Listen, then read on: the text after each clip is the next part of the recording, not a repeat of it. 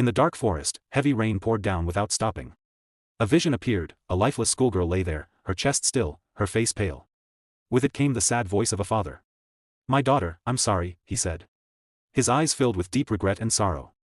"I killed you." Minsu collapsed in the rain, his body shaking. Above his head glowed the number 1. Tears ran down his cheeks, not once, but 99 times. He cried not from weakness, but from the heavy guilt of failing to protect his daughter. But even grief has limits. Finally, Minsu stood up and wiped his tears.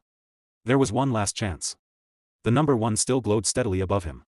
Clenching his teeth, he whispered with strong resolve. "Trust me, Dammy. This time, I won't fail you." Time rewound a few days. Minsu jolted awake in bed, confused, staring blankly ahead. The TV buzzed with breaking news, a zombie outbreak. Chaos had broken out outside the city. Zombies were everywhere. Civilization crumbled in an instant. From the hallway, Dammy walked into the room.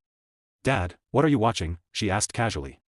She looked perfectly fine, no wounds, no fear, just normal. The moment Minsu saw her, his heart tightened. A fierce determination burned inside him. "We're going to survive this, no matter what," he said. He remembered the scene too well, Dammy dying in his arms. "Dammy, wake up. Please don't leave me alone." But for an ordinary middle-aged man and a young girl, surviving in a world full of monsters was pure hell. After her death, Minsu had ended his own life by hanging. But just as everything went black, the rope broke. Suddenly, he was in a strange place. A bright, godlike being stood before him, smiling like an angel. "You've been given one more chance," the being said. Minsu's eyes widened in shock. Is this real? When he woke again, he was back in his familiar room, alive and whole. Above his head glowed the number 99. He gasped and sat up, startled. "I'm okay. What the hell is going on?" He looked to the side and froze. In the mirror, he saw himself, and above his head, the number. "What is this?" Without thinking, he rushed to the next room and pounded on the door. His voice shook with fear. "Dammy. Dammy, open the door. Hurry." Finally, she opened it, sleepy and annoyed. "Seriously, Dad, it's the middle of the night. What's wrong with you?" Minsu grabbed her shoulders. "Dammy, you're okay, right? You're alive, right? You're still here, aren't you?" She blinked, confused. "What? Did you have a nightmare or something?" Without warning, he took her wrist and held it tight. Moments later, they were both dressed and ready. They stepped out into the night. Dad, why are you acting like this?" Dammy complained. "No more talking. Just follow me," Minsu said firmly. She whined and tugged at his arm. "Dad, I'm tired. Let go already." But he didn't explain. He just said coldly, "There's no time." Then Minsu shouted suddenly, "If we don't move now, we'll die." At that exact moment, a zombie lunged at him, mouth wide open. In an instant, everything rewound. Time reset. Minsu was back at the start. The number above his head had dropped to 98. His eyes widened in shock. "I'm back," he said, staring at himself in the mirror. The number had gone down. That's when a cold truth hit him. He sat still on the bed. He finally understood, that number was the count of his remaining lives. His hand gripped the blanket tight. In other words, it wasn't just a number. It was a counter, and he had 98 chances left. The scene changed. A zombie's skull shattered under a bat. This was the 98th try. Again, Minsu took Dammy outside to fight the infected. He did everything he could to save her, even on the 71st attempt, if it meant breaking his own rules. He was willing to do anything for his daughter. But Dammy still ended up surrounded and torn apart by the horde. They got separated, and both became food for the undead. Still, Minsu refused to give up.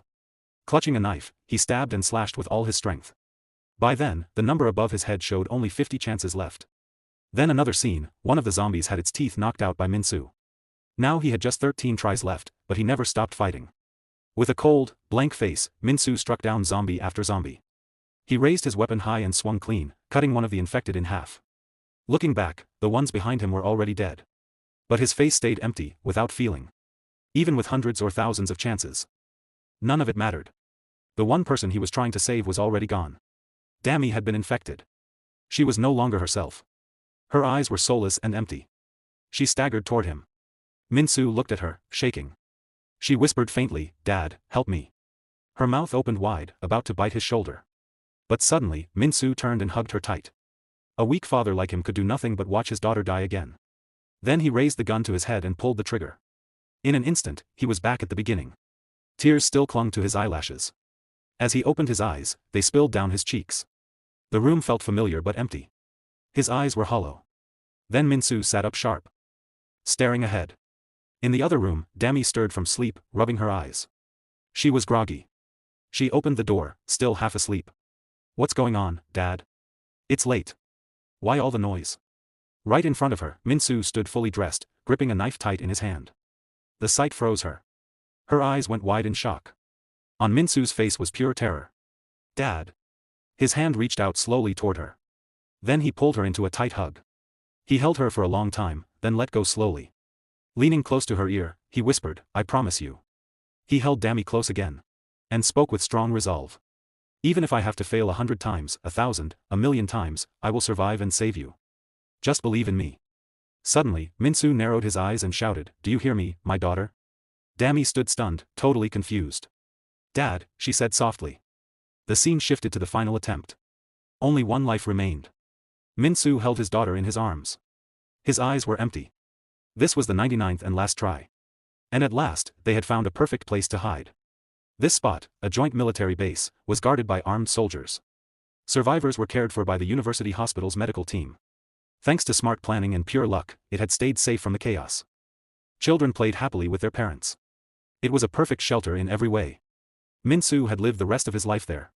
Now an old man in a wheelchair, he sat quietly before his daughter's grave. 40 years had passed since they first arrived. My daughter, you've waited a long time, haven't you? He gently laid a bouquet of white flowers down. I had to be careful. This was my last chance. He stared at the flowers, his eyes calm but firm. But now I'm sure. His face was lined with wrinkles, his hair all white. This place is safe. If we can survive long enough to reach here, then this will be our final home. Then, Minsu slowly pulled out a handgun and raised it to his temple. Wait for me, Dami. I'm coming to get you now, the gunshot echoed. He was thrown back into the past once again. Father and daughter stood fully geared, ready to face the world. Minsu let out a slow breath, then gave Dami a serious look. She looked back with quiet determination in her eyes. Suddenly, memories flooded his mind. He remembered what happened just before they reached the final shelter. Dami had died, and it was his fault. Back in the present, he clenched his teeth. In his heart, he made a vow. He had spent 40 years reliving the same nightmare hundreds of times. All for this one moment to save her. With that thought, Minsu stepped toward the door. His eyes were sharp. He was focused and ready.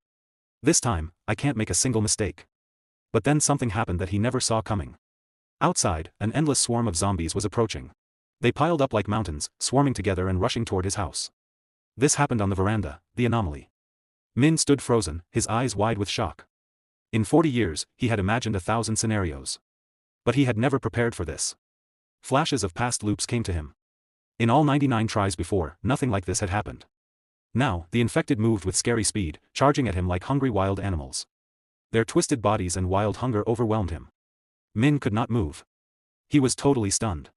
It was something so basic, so simple, that it had never crossed his mind. While he stayed paralyzed in shock, claws reached out for him. He muttered to himself, almost like he was blaming himself. There were not supposed to be any zombies at the front door. Behind him, Dami screamed, Dad. Her voice pulled him back to reality. Min turned and pushed her hard into the house. The shove sent Dami sliding across the floor. Min slowly closed the door, his eyes locked on his daughter one last time. Dami stood frozen, her eyes wide with confusion and fear as the door creaked shut between them. Only when it was almost closed did she understand. Her eyes flew open in horror, bang. The door slammed shut. Dad, she screamed, pounding on it with her fists. She hit it again and again, her voice full of panic. Open the door. Dad, hurry. But no matter how she yelled, Min held the door tight. He refused to let go, even as the horde of zombies swarmed him from behind. Dad. The infected had already started tearing into his flesh, ripping through skin and muscle. His face twisted in pain, veins bulging on his forehead. But he did not stop. He held firm against the door. Dami sobbed without control. This pain cut deeper than anything, a pain a father had faced over and over. Min had died 99 times before. He knew the agony of death well. But it still tore through him fresh. As blood poured out, a memory came to him, a much younger Dami, just a baby in her cradle. Min had stared at her then with pure joy in his eyes. She was his reason to live. Back in the present, with death closing in, Min smiled softly and whispered to the door, Don't cry anymore, my daughter. His strength began to fade. Memories flickered like dying lights. Maybe this is really the end. Will I die for good this time? Then suddenly, his foot slammed down on the ground. No, because of you, I can do anything. Like a man possessed, Min roared as if pulling power from another world. He lifted the whole swarm of zombies on his back like they weighed nothing. His jaw clenched, and fire burned in his eyes. Even if I die 100 times, 1,000 times, it didn't matter. The undead kept coming, but he didn't falter. As long as you're alive, Min threw his head back and screamed to the sky, I can't die. And just like that, his body surged with power. His muscles swelled. His strength exploded. With both arms, he flung the zombies away like ragdolls. One bald zombie tried to rise again, snarling and opening its mouth.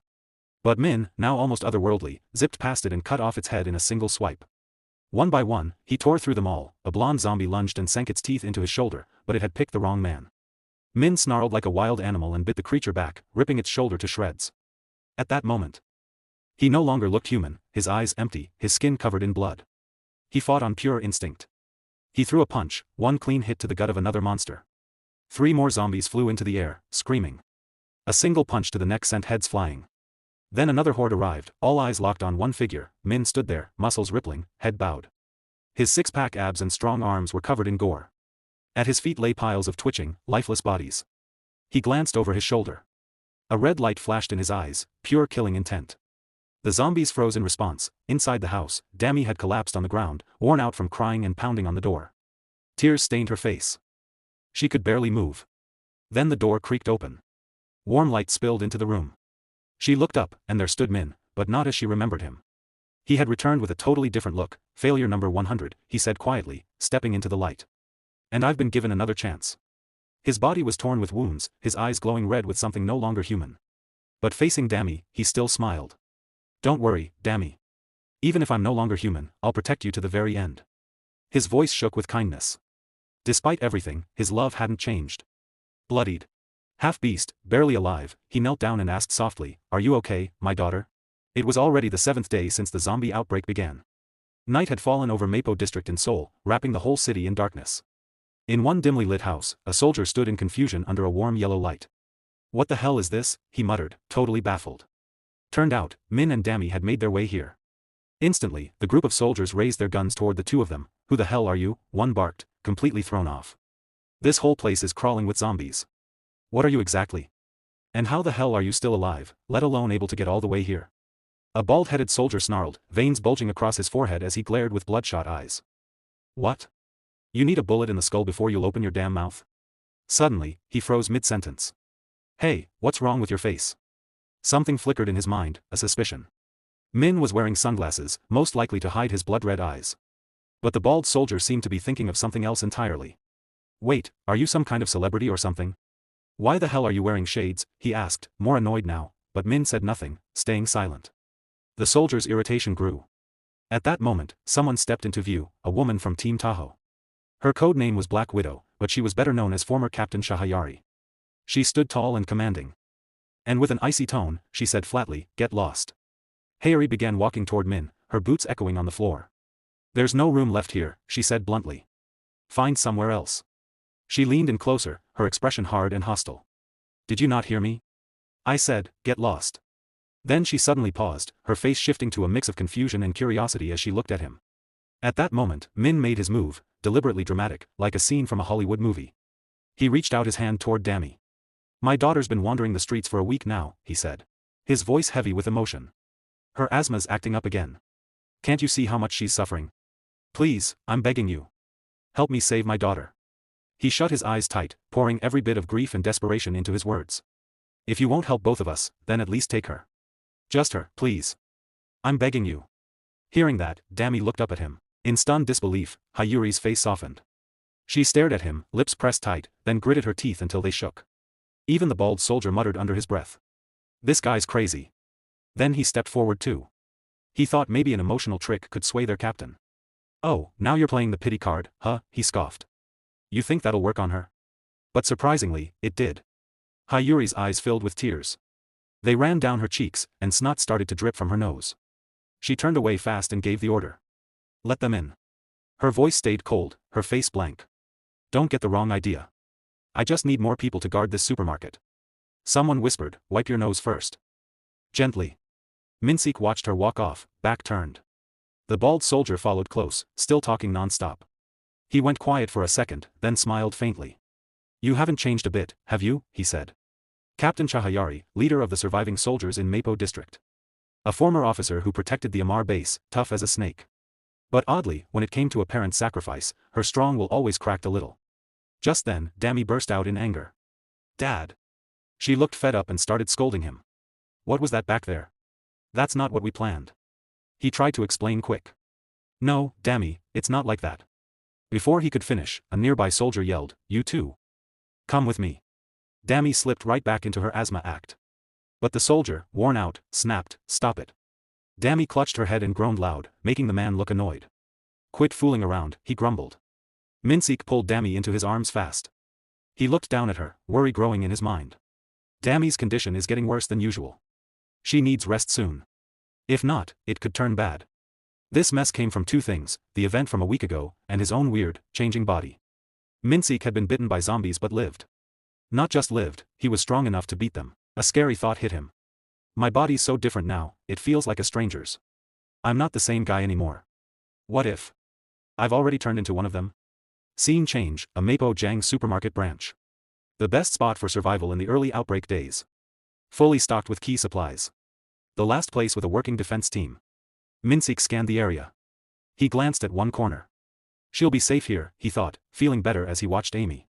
But then something strange caught his eye. Why is the building next door totally collapsed? That's not how it was before. The odd question made the soldier next to him raise an eyebrow. Weird way to say it. You from the future or what? Still. The man answered. 3 days ago, a big zombie horde hit the area. Captain Hayuri fought hard, firing her gun non-stop at the swarm. She led them away alone to the next building. She swung over to a spot where 2 of our guys were posted. Below, the zombies packed in tight, like a crazy beehive. Then she set off the bombs we'd planted ahead of time. It flattened the whole building, and every one of those monsters. He paused, then spat on the ground with a rough cough. They're probably just dried up squid jerky now. Maybe a few freaks lived through the blast, but even if they did, they'd just rot away trapped in there. As he spoke, the soldier suddenly noticed Minsuk's tense look, his eyes locked forward, clearly on edge. That seemed to amuse him. What's with that face, he teased. Don't tell me you actually think a zombie might crawl out of that mess. He was in the middle of mocking him, completely unaware of what was creeping up behind him. A real zombie. And not just any zombie, a giant one. As he slowly turned his head, his words caught in his throat, and he froze. Towering behind him was a massive zombie, easily 10 times his size. And just like that, he was paralyzed in place. Before anyone could even panic, the creature had already raised its rotting arm into the air. It clenched its fist tightly, then slammed it down with terrifying speed, smashing into the ground with a thunderous crash. Dirt and rubble flew everywhere. Hearing the chaos, Hayuri came running toward the scene. The zombie's massive hand swung in her direction, but taking her down wouldn't be that easy. Hayuri dodged swiftly to the side with practiced reflexes. The soldiers guarding the entrance instantly panicked. Zombie. What the hell is that thing? Where did it come from? By now, the creature had closed in on Minsuk and Dammy. Hayuri immediately raised her voice and shouted, "Open fire. All units, now." Without hesitation, the team unloaded their weapons, bullets tearing through the air. But even after taking a barrage of gunfire, the bloated zombie stood its ground. It tilted its head back and let out a bone-rattling scream. Moments later, the grotesque giant had reached a group of soldiers. With one single sweep of its arm, it sent multiple troops flying, killing them on the spot. One lone soldier remained, frozen in terror. He collapsed to the ground, trembling as the monstrous corpse loomed over him, clearly not ready to let him go. The zombie crouched, preparing to leap, when suddenly a bag flew through the air. Hayuri appeared just in time. She lunged forward and yanked the young man out of harm's way. She slammed him to the ground and shouted in his face, "Get a grip." "You trying to die?" "Yes, ma'am," he stammered, still shaking. But truthfully, Hayuri was terrified too. It wasn't like she wasn't scared. Focus, Hayuri, she told herself. This situation was nothing like what had happened 3 days ago. Whatever this thing was, it wasn't a normal zombie. Her instincts screamed at her. She turned her head, eyes scanning the surroundings. And then she yelled, "Everyone, get inside the supermarket now." And just like that, the 4 of them bolted toward the market at full speed. But suddenly, Minsuk called out. "Wait," Hayuri cut him off immediately. "Shut up and run." Glancing to his side, Minsuk saw his daughter in pain, struggling to breathe. In that instant, he stopped running. His brows furrowed deeply as he made a silent decision. Without another word, he spun around and sprinted toward the zombie. Gritting his teeth, he poured all his rage into a clenched fist. He slammed it against the perimeter fence surrounding the supermarket, trying to lure the monster toward him. Hayuri's forehead was soaked in sweat as she shouted, "No matter what it is, it won't break through in one hit. While it's distracted, look for a weak spot." But then her footsteps faltered. Wait a second. She stood frozen in front of a group of survivors.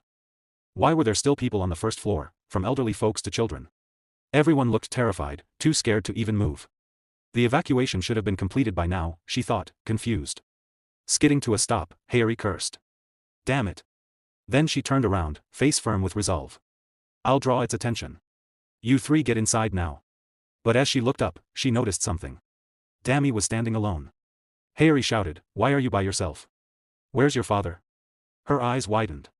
Don't tell me your dad left you and ran off. She was just about to scold her further until Dami silently pointed to the side. Following her gaze, Harry froze, stunned into silence, and said nothing more. Harry followed the direction Dami was pointing. Her eyes landed on Min-suk, who had clasped both hands together. Then, with a swift and brutal motion, he slammed them straight down onto the zombie's head. Blood erupted in all directions like a gruesome fountain. The monstrous corpse was crushed in an instant, taken down with a single blow from Min-suk's bare hands. His arms were now soaked in blood. But he wasn't done. He raised his fist again, ready for more. Everyone, soldiers, survivors, even Harry, stood frozen in place. Eyes wide with disbelief. A nearby father instinctively covered his daughter's eyes with his hand, shielding her from the gruesome sight. The zombie let out a few final wretched screams before collapsing completely. Its limbs twitched briefly, then fell still. Min-suk stood tall over its body, panting heavily. The creature's corpse lay splayed beneath his feet. After pummeling the monster into a pulp, he was clearly exhausted. Harry quickly approached him, weapon drawn, still gripping her gun tightly. With everyone watching in stunned silence, Min-suk finally spoke. Sorry, he turned his gaze toward Dami. I broke the promise I made to you, he said quietly. Then he let out a dry, bitter chuckle, eyes shifting to the side. I was scared. I didn't want to see you get hurt, and that fear made me hesitate. Suddenly, Harry lifted her gun and aimed it directly at him, her brows furrowed. Alarm filled her eyes, and her voice was sharp. Who the hell are you? But Mook didn't panic. He slowly raised his hand and adjusted his sunglasses with calm ease. Ryu Minuk, he said, introducing himself. Across from them, Domi's face turned worried. Don't. But Minuk kept talking. Father of Dami, that only made things worse for Harry. Her mind spun with confusion and fear. No, please, Dad. Don't say more. You'll be in danger if you do. Just then, Minuk looked right at her. His eyes were sharp and steady. Zombie, he said. I'm a zombie expert. The words hit like thunder. Everything went quiet. Damien and Hayuri both gasped in shock. Expert, but Minuk went on without pause. After the outbreak, I studied them every day, their moves, their bodies, their weak spots. Anything to stay alive. He smiled with easy confidence, like it was no big deal. I'm just happy I could help. Please take care of me from now on. For a moment, Harry smiled back. But it didn't reach her eyes. Oh, I see, she said, her tone almost sweet. Then, in a flash, she pulled out a knife and pressed the blade to his throat. Hey, what are you doing? Damien yelled. He rushed forward in a panic. But Harry didn't flinch. Her voice was cold as ice. She held the knife steady and glanced at the zombie's dead body. Then back at Minuk. The clues clicked in her head, a monster that bullets couldn't touch. But you smashed it with your bare hands. She narrowed her eyes. And when did your sunglasses fall off, exactly? Her voice turned to a low growl. Those red eyes, they're just like the zombies. She leaned in close, staring into his gaze. Tell me the truth. Are you even human? Mick finally spoke up. No, the bullets did work, he said calmly. Harry looked even more confused. What? He kept explaining without pause. That monster was already weak from the gunfire. I just gave it the final hit. Then Mio showed how much he really knew about zombies. That was a fused zombie, a creature made by two zombies merging together. It has huge destructive power, but its main strength is its tough defense. He held up one finger, looking cheerful like he was giving a class. But it does have a weak spot, its chin. His eyes flicked to the side for a second, and in his mind, he added, of course, it takes a hit as strong as a steel hammer to make that weak spot matter. He left that part out. Harry still wasn't sure. What about your eyes, then? Without missing a beat, Mio leaned in close. I was born with low melanin. No one knew where he got that excuse, but it sounded real enough to stop the questions. Still, his eyes had something scary about them. Miniuk pointed at the knife still pressed to his throat. Do I still look like a zombie to you? For a moment, Harry was thrown off by his calm confidence. She gritted her teeth, her eyes narrowing. You're suspicious as hell, she muttered. There's definitely something wrong with you. Just then, Dami ran up and gently pulled Harry back. Please stop. Harry glanced at the girl, and something softened inside her. But what kind of zombie would protect his daughter? That thought stuck in her mind. At last, she lowered the knife and turned away. "You're allowed in," she said stiffly, her back straight. "Go inside." Her voice was cold, but she was clearly still doubtful. As she walked off, she added without looking back, "From now on, I'll be watching you, Mr. Expert." She marched away, her face full of sadness and anger as she looked at the bodies of the dead soldiers. Her eyes filled with grief and fury. In the distance, 2 soldiers ran up, out of breath. "Captain, are you okay?" She didn't answer. Instead, she walked up to one and kicked his leg hard. The young man dropped to one knee, holding his shin in pain. Her face stayed hard and unyielding. "In an emergency, your first job is to get everyone to the basement parking level. Why didn't you do that?" The soldier stammered, nervous. We panicked." But she cut him off. "If that monster hadn't died just now, everyone in the supermarket would be dead." Her words were sharp and angry. Her face got darker with each one. "If I see this happen again," she leaned in, her voice low and deadly, "it won't be the zombies who kill you. It'll be me." The soldier stood straight, hands at his sides. "Yes. Ma'am. Please rest, you've earned it." But Hayuri wasn't calm yet. Still furious, she stormed off. The young man she kicked clenched his jaw, grinding his teeth in anger as he glared at her back with hate in his eyes. Scene shift. Inside the plaza-level supermarket, everyone was spreading out blankets on the floor. "Thank goodness," Mio murmured. He and Dami had made it here safely. As soon as he heard his daughter say that, he asked, "Thank goodness for what?" The girl looked at him with a bright smile. "That you didn't get caught." Dami sighed, annoyed. "You lie so well, you know that? I was so scared you'd get found out. I thought I'd burst." Her voice mixed worry and relief. "But you stayed totally calm. As long as you don't do anything too wild, I don't think they'll suspect you. You're not the type to just pull a knife on someone." Then, out of nowhere, Dami asked, "Do you know that person?" "Him?" Mio thought of his run-ins with Hayuri, but he couldn't tell Dami that. So he said something vague. "No, you can tell by her face." Thankfully, Dami dropped it and changed the subject. "But seriously, do you even know what outrageous means? Where'd you learn a word like that?" "From my daughter, of course," he said with a proud smile. She frowned. "I never taught you stuff like that." Still smiling warmly, his eyes full of love, Mio replied, "Yes, you did. The memory came back to me from another time I returned. And not just once, you taught me so many things." Dami blinked, confused. "That many times, huh?" Suddenly, Mio stood up. "Stay here, okay? I'll get you some food." He paused behind her, just watching quietly. Then he chuckled to himself as Dami, bored, twirled a strand of her hair. Not long ago, she had given him sunglasses. "Promise me," she'd said, her face serious, voice steady. "Whatever's going on with you, whatever strange things are happening, you can't let anyone find out." Dami had been really worried about her dad. "If people know, they might hurt you." She frowned deeply. "I just want you safe. Promise me, okay?" Now, Mio was at the food line. Dami had been right. After that, she'd gone to talk to others. But deep down, Mio knew if his secret came out here, it would cause total panic. He could already picture it: chaos, screams, fear. He glanced at the crowd, the image clear in his mind. A little later, he came back. "Dami, I'm here." But the girl had fallen asleep from tiredness. He didn't wake her. Instead, he gently put a blanket over her small body. Suddenly, his face went pale. What the hell? The zombies were changing faster than ever. Their growth from one stage to the next was speeding up in a scary way. Over 100 of them now crowded the front entrance. And it hadn't even been a week since the outbreak when the mutated ones started showing up. He sat down, shocked and still. This pace, this change, it was nothing like his 99 past lives. That strangeness made the whole situation a dangerous mystery. His mind filled with questions. Why are the zombies changing so fast? His face darkened. I have a bad feeling. Outside, night still covered the city in quiet fear. In some spots, ruins were already forming. Deep in a thick, dark forest, something ugly burst out, a zombie like nothing else. Its tongue stretched a full meter, whipping around like a snake. The sight was pure horror. But that wasn't all. It had too many arms and legs, crawling and twisting like it could sense him nearby. Moments later, more came, swarming like a flood. They weren't just hunting at random. No, they were after him. And worse, after his daughter too. He couldn't say if it was because his being scared them or something deeper, like a basic fear that made them want him gone. One thing was sure, one of the creatures started twisting in a demonic way. Suddenly, in the middle of that nightmare swarm, Mio appeared. From now on, even he was an unknown to them. He walked forward slowly, unafraid. "So, this area's little party is over. Huh. Good." He slammed a metal rod into the ground. He carried a small ladder too, but his face showed clear killing intent. "No need to hunt the rest. Staring at the zombies rushing like angry bees from a broken hive, Mio raised his voice in a cold dare. What are you waiting for? Let's start. With that, he gripped the ladder tight and snapped it in two before Dammy could wake. No hesitation. This has to end. Now. One multi-armed zombie lunged first. The others charged right after. The first one didn't last. Mio met it with a brutal strike, cutting its head clean off.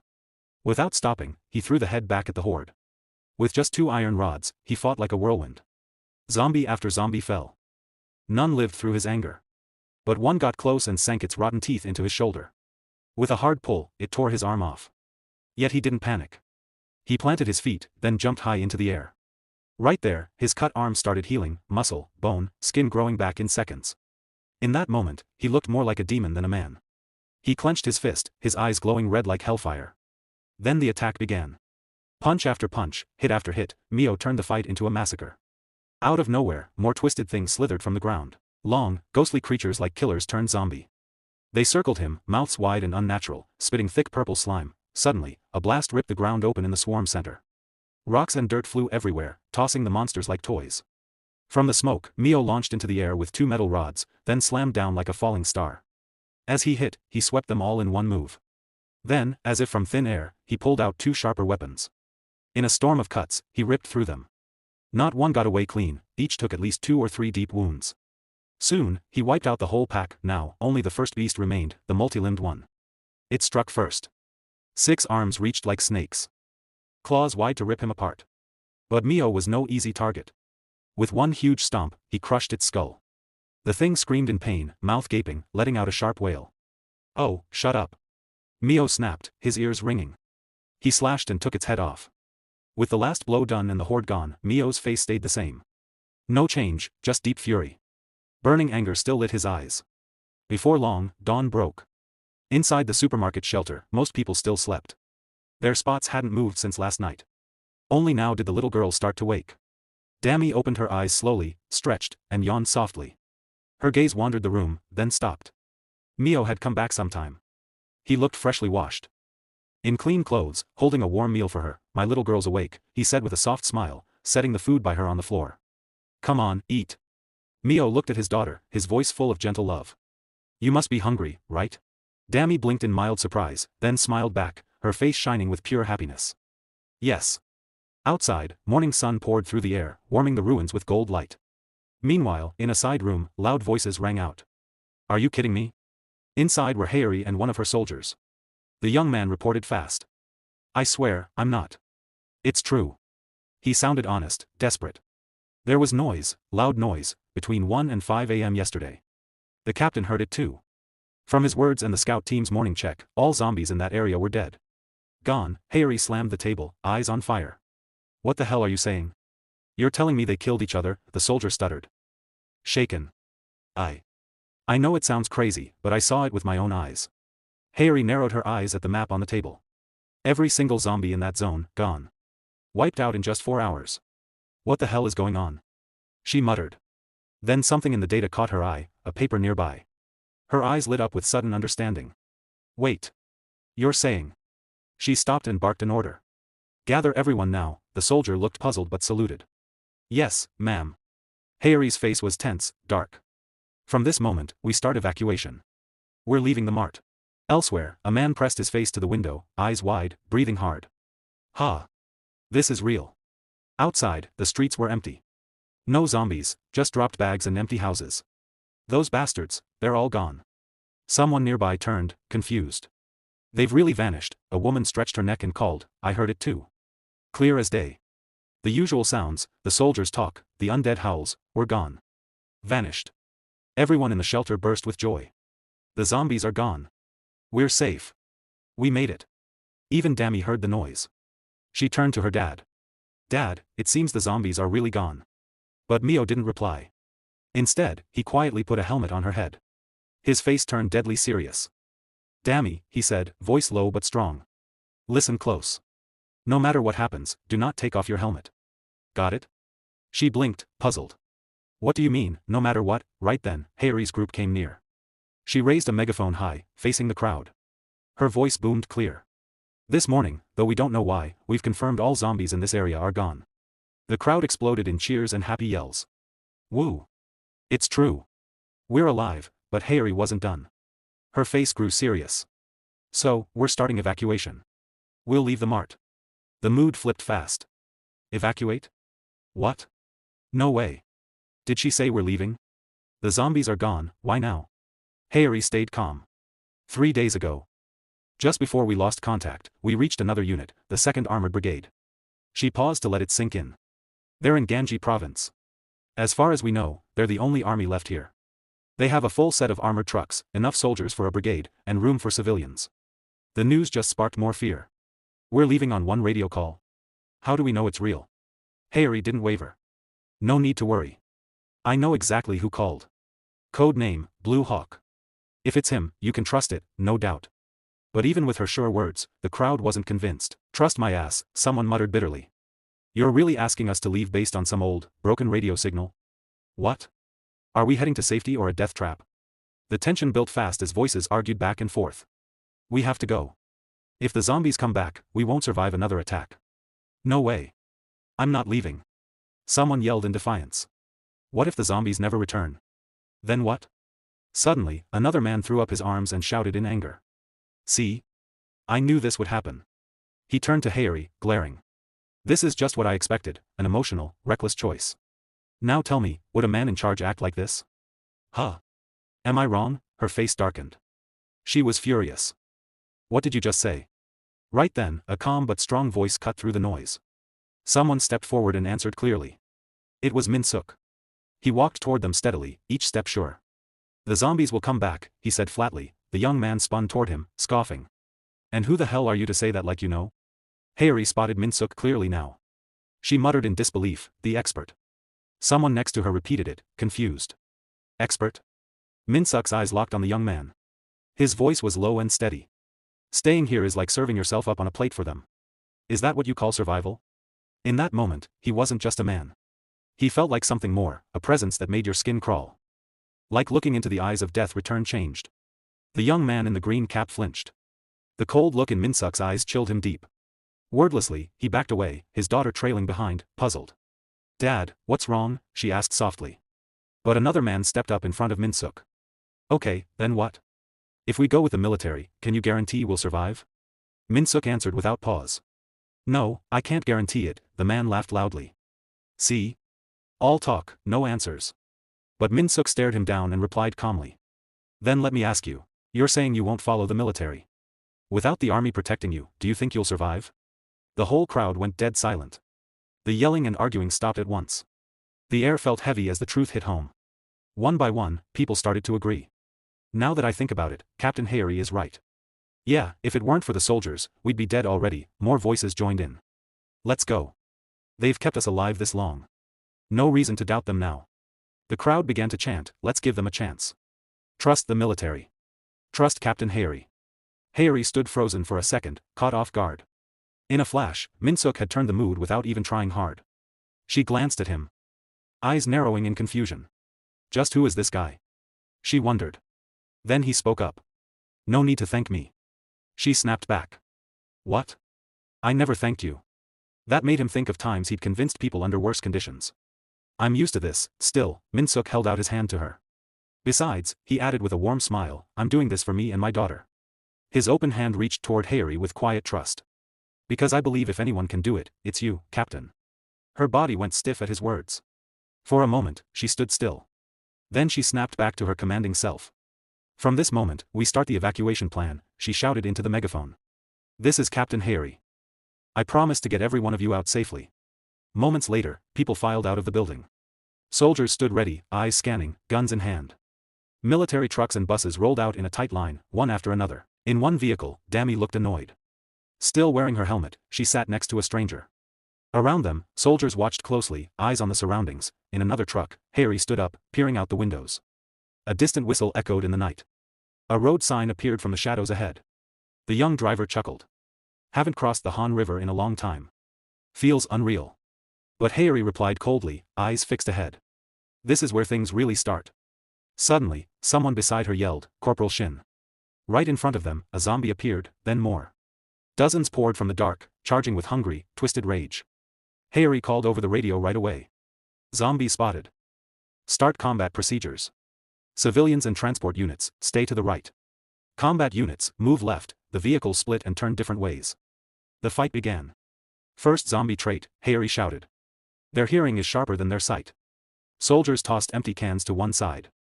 The rushing zombies flinched and turned toward the noise. It's working. They're following the sound, Harry yelled her next order. Keep distance. Don't let them get close, but the young driver spoke up, voice shaky. Captain, this looks bad. Their numbers are growing. At this rate, they'll catch us soon. Harry turned, eyes wide. In that case, head for Hanjen Bridge. A few minutes later, they reached the bridge. But the middle part had collapsed. Harry shouted again. Second zombie trait, as long as they sense humans, no matter the danger, they'll charge without stopping. Just then, the vehicle screeched to a halt. Zombies were still distracted by the can's noise. One turned its head toward the group, but too late. Bullets poured down. Skulls cracked, bodies fell, more zombies funneled in from behind. Third zombie trait, someone said as a ugly one turned its bulging eyes on them. Their weak spot is the back. That's when Min-suk came roaring in, driving a steamroller. With a huge crash, he slammed into the zombie from behind. His face was full of fury and hate. Steamroller incoming. A steamroller that could crush anything under tons of weight, the best heavy machine there was. And now Min-suk used it to smash the zombie horde. Suddenly, two zombies merged into one twisted mass, shaking hard. It had 4 eyes and let out a sharp scream. But no matter the monster, once it went under that steamroller drum, it was over. The other zombies sensed the danger too late. They turned their heads. Harry's team watched, frozen in shock. Wherever Min-suk drove, the ground was covered in broken bodies. Inside the cab, he gripped the wheel tight, eyes straight ahead, fully focused. Cut to the civilian truck. Dammy sat next to an old woman, holding her backpack tight. She stared down, worry in her eyes. What is this? She thought. She remembered confronting her dad not long ago. Why do you have to do this? Min-suk had replied gently. Because no one else can. I'll stay with the soldiers. Don't worry. But Dammy couldn't shake her fear. What if they find out who you are? Just then, a voice rang out. Captain Harry's unit has returned. Dammy remembered something else her dad said. It's just support. That's all, sweetie. Nothing more. Now, from the window, she saw him drive that huge steamroller through a wall of undead. Dad, you'll never let yourself get exposed, right? The sight left her quiet and stunned. Suddenly, Dammy screamed, everyone. Move back, yes, ma'am. A few zombies still chased them, but they didn't get far. One by one, they got flattened under Min-suk's machine. A soldier on top cheered. Took them all out in one go. Soon, the sun started to set. The convoy kept moving steadily, vehicle after vehicle. A young soldier peeking from the steamroller's roof grinned wide and called, Captain Harry, we did it. 6:45 p.m. The whole 2nd Mechanized Infantry Brigade had arrived. It was a key stronghold on the way to Dijon. If they pushed on, this was a must-pass point. Min-suk grinned from the wheel. Only 8 days to get here. That's a new record. But his smile faded. His brows furrowed. We can't get cocky. If I let power go to my head, or make one wrong move. The image of Dammy in danger flashed in his mind. She could get hurt. I won't stray from the safe paths I know from my last life. This is just the start. The young soldier looked down from the roof and shouted in awe. That was crazy. You're a real expert. To be honest, I didn't want to team up at first. Thought you were too much. But without you, none of us would be alive.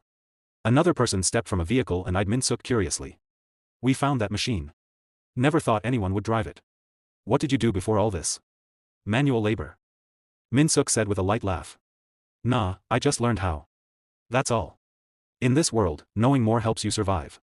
With that, Harry and Min-suk stepped out of the vehicle.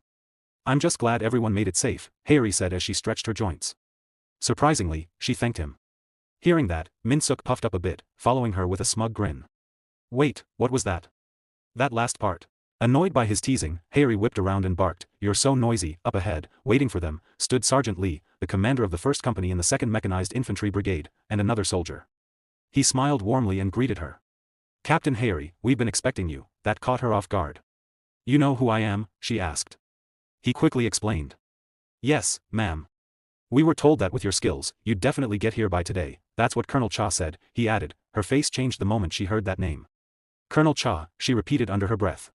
He chuckled. Yes, he said, quoting him. A loud-mouthed, stubborn female officer will show up here soon. Harry's face darkened instantly, like a tiger ready to pounce. She snapped, Where is the colonel? Meanwhile, Minuk tried to calm Harry, who looked tense from all the yelling. He continued calmly. He's at the rear gate, ma'am. There's been a zombie sighting over there. At that, Harry flinched. Her eyes went wide with worry and confusion. The colonel went there himself, she shouted. He led the troops in person. He let out a small laugh and shook his head. No, ma'am, Harry breathed a sigh of relief. Good. He's not exactly young anymore, but then he raised an eyebrow and muttered with a smirk. Is that so? He glanced off in a certain direction, hesitating a bit. There. A tall, powerful figure stood, broad-shouldered and still full of command. The colonel had handled it himself. Cut to the rear gate of the brigade. 2 soldiers stood guard, scanning the area. One glanced at his watch and said, 35 minutes and 27 seconds. Then he called out, Sir, that's a new record. The man they spoke to, Colonel Cha, chuckled, a low, amused sound. Blades really are better than guns. The zombie he had just killed lay sprawled on the ground, unrecognizable. Colonel Cha grinned, showing his teeth in satisfaction. This was the former commander of the Special Warfare Command, now leading the 2nd Mechanized Infantry Brigade. Colonel Cha stared down at the zombie's crushed skull with pure glee. Now that's satisfying. Nothing beats chopping one up with your own hands. 2 young soldiers nearby looked pale and worried. Even so, sir, please, one said.